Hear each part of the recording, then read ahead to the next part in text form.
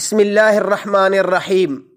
میرے محترم سامعین، آج جو میں آپ کی خدمت میں شرعی مسئلہ ذکر کروں گا وہ ایک بھائی نے پوچھا ہے کہ اگر کوئی شخص نماز کے قیام میں بھول کر التحیات، دعا و تسبیح وغیرہ پڑھ لیتا ہے یا رکوع و سجدہ میں بھول کر قرات کر لیتا ہے تو اب اس کے لیے شرعی حکم کیا ہوگا؟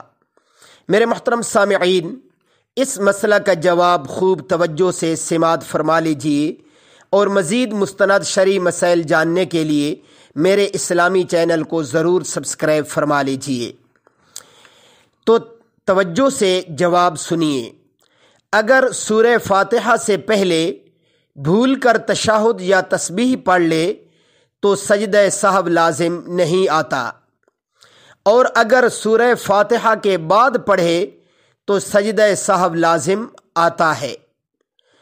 اور دوسری صورت کہ اگر کوئی شخص رکوع و سجدے میں بھول کر قرات کر لے تو اس میں حضرات فقہائے کرام کے دو قول ہیں۔ ایک یہ کہ سجدہ سہو لازم آئے گا، دوم قول یہ ہے کہ سجدہ سہو لازم نہیں آتا۔ صاحب بحر نے پہلے قول کو ظاہر کیا ہے، یعنی اس صورت میں سجدہ سہو لازم آئے گا۔ وآخر دعوانا ان الحمد للہ رب العالمین۔